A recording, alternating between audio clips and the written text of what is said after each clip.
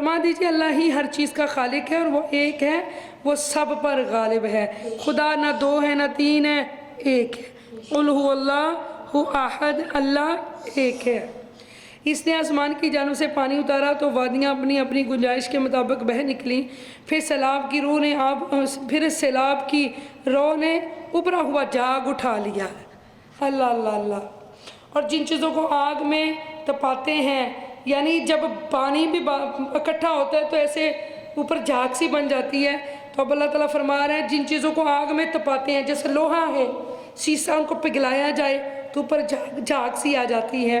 یہ اللہ وہ ذکر فرما رہے ہیں۔ زیور یا دوسرا سامان بنانے کے لیے اس پر بھی ویسا ہی جھاگ اٹھتا ہے۔ اس طرح اللہ حق اور باطل کی مثالیں بیان فرماتا ہے کہ جس طرح وہ جھاگ ویسٹ ہے، اس کی کوئی قدر نہیں ہے، تو اس طرح ان کے باطل عقیدوں کی بھی کوئی ویلیو، مثالیں بیان فرماتا ہے۔ سو جھاگ تو پانی والا ہو یا آگ والا، سب بیکار ہو کر رہ جاتا ہے، البتہ جو کچھ لوگوں کے لیے نفع بخش ہوتا ہے وہ زمین میں باقی رہتا ہے۔ اللہ اس طرح مثالیں بیان فرماتا ہے۔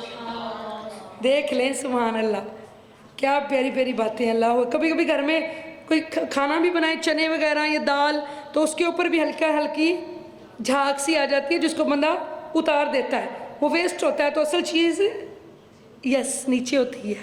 اللہ کافروں کو مثالیں دے رہا ہے، لوگوں تمہارے بھی باطل عقیدے ایسے ہی ہیں اس جھاگ کی طرح۔ ایسے لوگوں کے لیے جنہوں نے اپنے رب کا حکم قبول کیا بھلائی ہے، سبحان اللہ، مان لینے میں بھلائی ہے، اور جنہوں نے اس کا حکم قبول نہیں کیا، اگر ان کے پاس وہ سب کچھ ہو جو زمین میں ہے اور اس کے ساتھ اتنا اور بھی ہو، سو وہ اسے عذاب سے نجات کے لیے فدیہ دے ڈالیں، یعنی بستیوں کی بستیاں سونے کی ہوں وہ بھی دے دینا کہ اللہ معاف کر دے، فدیہ لے لے ہم سے۔ تو اللہ فرماتا ہے فدیہ دے ڈالیں، تب بھی انہی لوگوں کا حساب برا ہوگا،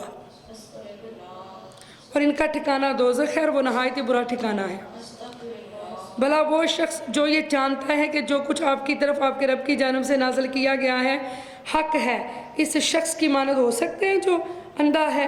بات یہی ہے کہ نصیحت عقل مند ہی قبول کرتے ہیں، اور جو لوگ اللہ کے عہد کو پورا کرتے ہیں اور قول و اقرار کو نہیں توڑتے، اور جو لوگ ان سب حقوق اللہ، حقوق الرسول، حقوق العباد اور اپنے حقوق قرابت کو جوڑے رکھتے ہیں، صلہ رحمی کرتے، رشتہ داروں سے جوڑتے ہیں جن کے جوڑے رکھنے کا اللہ نے حکم فرمایا ہے، اور اپنے رب کی خشیت میں رہتے ہیں، اللہ کی رضا کی طلب میں رہتے ہیں، اور برے حساب سے خائف رہتے ہیں۔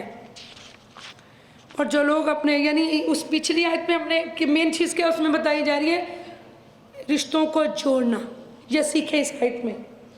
بہنوں، اس آیت میں آپ کے لیے کیا سبق ہے کہ رشتوں کو جوڑنا چاہیے، ٹھیک ہے، رشتوں کو توڑنا نہیں چاہیے۔ صلہ رحمی کرنے والا جو ہے اس کی بخشش ہے، اور شب برات کی رات، لیلۃ القدر کی رات، جس رات قرآن اترا ہے، اس رات بھی اس بندے کی بخشش نہیں ہوگی جو قطع تعلق کرتا ہے، جو رشتہ داروں سے لڑتا ہے، جھگڑتا ہے، اور رشتہ داروں سے صلہ رحمی نہیں کرتا۔ آیت نمبر 22۔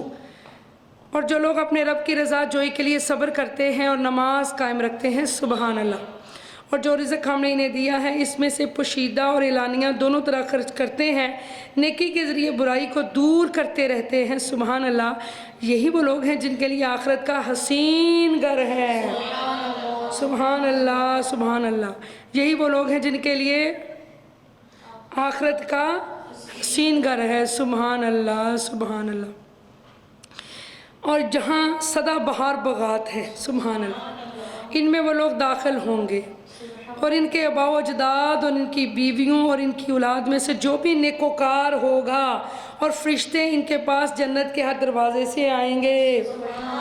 اب اس آیت سے ہمیں تو یہ پتہ چل رہا ہے کہ خاندان کے خاندان اللہ جنت میں اکٹھے کرے گا، تو آپ کو یہ کوشش کرنی ہے کہ جو انسان نیک ہے یا نمازی بہنیں اور اللہ کی رضا کی طلب میں جو بیٹیاں رہتی ہیں، ان کو چاہیے کہ اپنی دوسری سہیلیوں کو بھی اس طرف لائیں۔ اگر آپ اپنی اولاد کے ساتھ محبت کرتی ہیں نا، تو پھر اپنی اولاد کو جہنم کی آگ سے بچا لو۔ یہاں یہ پڑھ رہے ہیں کہ اللہ تعالیٰ تمام آباء و اجداد کو جنت میں اکٹھا کر دے گا، آپ کے اللہ کے انشاءاللہ ہم سب کے بچے جنتی ہوں، اور جنت میں جنتی کیسے ہوں گے؟ جب اچھے کام کریں گے۔ تو آپ اپنی اولاد کو ڈانٹ کے مار کے نماز پڑھائیں، سچ کی دعوت تبلیغ کریں، پردہ سکھائیں، یعنی یہ چیزیں ضروری ہیں کہ اللہ تعالیٰ ہم سب کو جنت میں اکٹھا کرے، آپ کی اولاد آپ کے ساتھ جنت میں ہو۔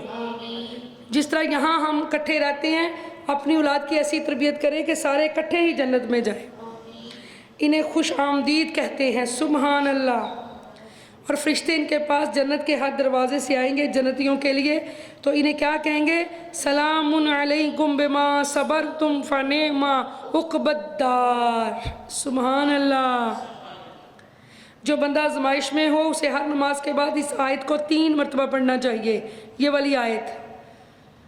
اور انہیں خوش آمدید کہتے اور مبارکباد دیتے ہوئے کہیں گے، تم پر سلامتی ہو، سلام علیکم، تم پر سلامتی ہو، تمہارے صبر کرنے کے صلے میں، بما صبرتم، تمہارے صبر کی وجہ سے۔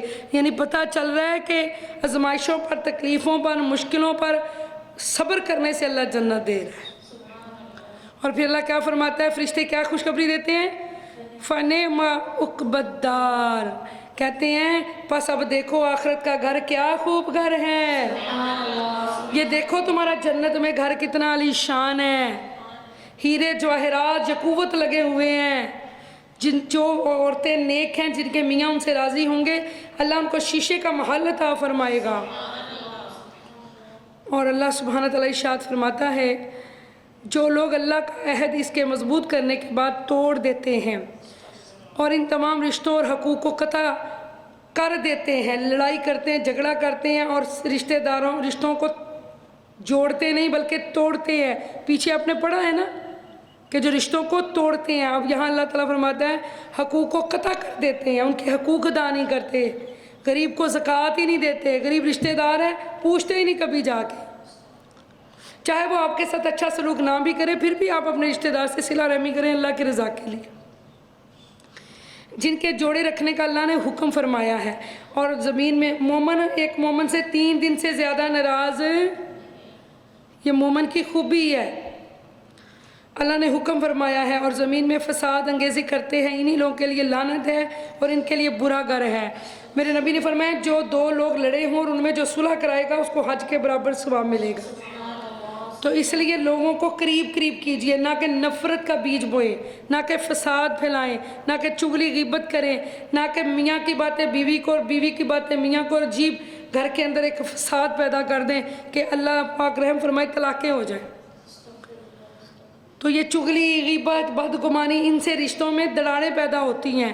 جہاں بات دیکھی سنی کسی میں عیب بھی ہے تو پردہ ڈال دیں، اللہ آپ کے عیب پہ پردہ ڈال دے گا۔ اصلاح کرنی ہے، سمجھانا ہے تو علیحدہ سے سمجھائیں، اس کی تشہیر نہ کریں۔